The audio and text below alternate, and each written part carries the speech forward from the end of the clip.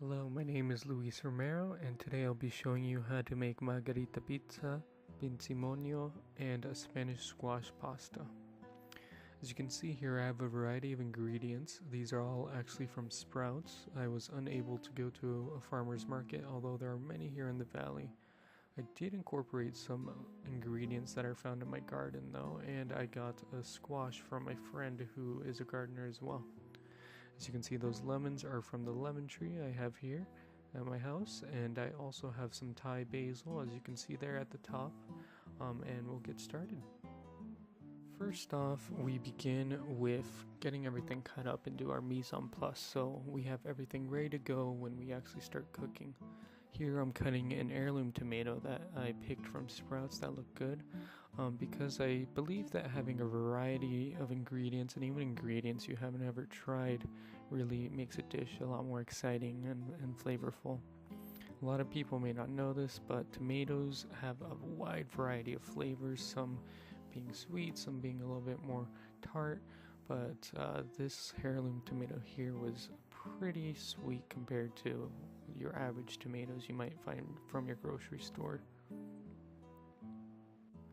So the main dishes we are doing today are the Margarita pizza, which is going to be a dish that I feel like anybody can do.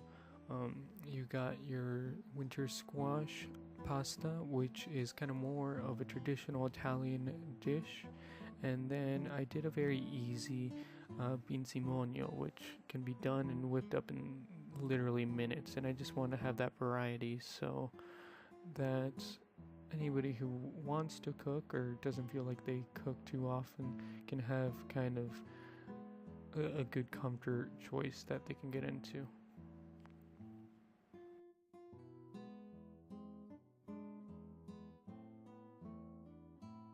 So here is our mise en place. There are tomatoes, there's the squash shredded and cut up into cubes, and then we have our shallots and our garlic and our greens and our vegetables cut up.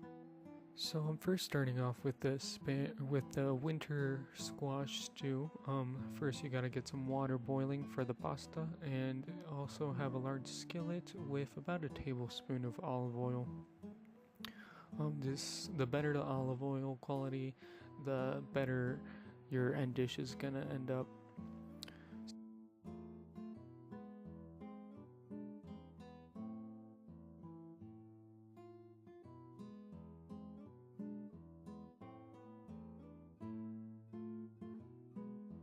Once we got enough heat, then we are going to go ahead and add some pepper flakes, as well as some garlic and the shallots, and we're gonna go ahead and let that kind of sit there for about a minute just to get kind of going, so we get the aromatics started and so we get some of the flavors going as well.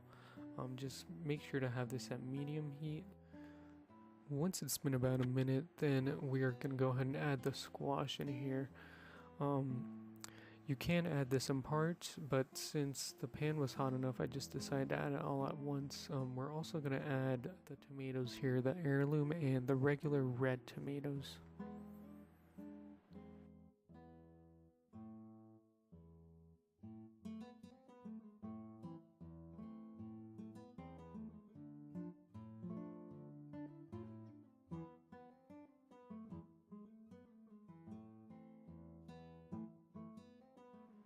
So after about 10 to 15 minutes, once the squash is tender, then we can move on to the pasta. This is where you should start getting the pasta going.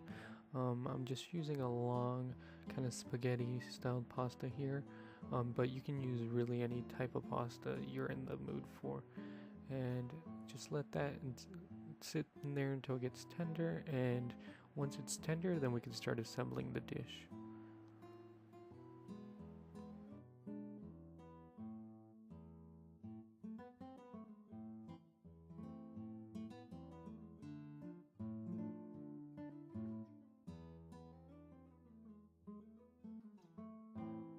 So although squash was introduced to Italy from Spain, who got it from their various journeys to the Americas, Italy used squash and pumpkins in a lot of their dishes. At the culinary height of kind of traditional Italian cuisine, Veneto or Venice was kind of the place for squash dishes and everything involved squash. They were considered the kind of experts on being able to use this ingredient. So this kind of goes back to those roots. So I'm adding some final garnishes here with some parsley and as well as some Parmesan. And once you get that all done, you're pretty much set to go. It's a very easy dish, can be done within 15 to 30 minutes. Next, we're going to be making Margarita pizza.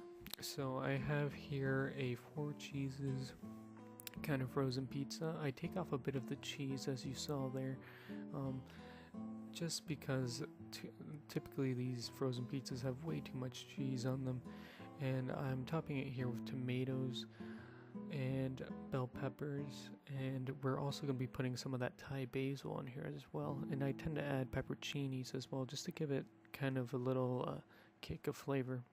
So Margarita pizza wasn't necessarily called Margarita pizza originally, but it is believed to have been created in Naples around the 18th century. And traditionally, for those of you who don't know what a Margarita pizza is, it's pretty much just a regular pizza, but without all the toppings. It usually just contains basil, mozzarella, and tomato, and it's kind of supposed to symbolize the Italian flag with those 3 colors. I decided to go for frozen pizza here, just because I feel like for a lot of people making stuff out of scratch is very intimidating. But as you can see here, you can take something as simple as a frozen pizza that you can really get whatever quality you want and vastly improve it just by making a few modifications, like I did here, just by adding more toppings, by removing some of that excess cheese, and you'll see here soon, I put them in the oven a little bit differently than you're supposed to. I place them in the oven like this is just so I get that full heat going all over the pizza. If you put it on kind of a pizza dish like I have there at the bottom doesn't get cooked enough in my opinion. And once they're done, it's almost pretty much like having pizza toppings on a cracker. And with these frozen pizzas, that's what I tend to enjoy more than the typical method. And lastly is the Pinzimonio, which is pretty much a vinaigrette with sliced vegetables that is traditionally served just kind of on a platter, so everybody can kind of join in and grab whatever they want and kind of dip it in. So this pretty much consists of olive oil and lemon. And as you see here, I'm using the lemon, which is actually grown here at the garden we have at my house, and you kind of mix that until it emulsifies. Later, I'm also going to add some salt and some pepper as well as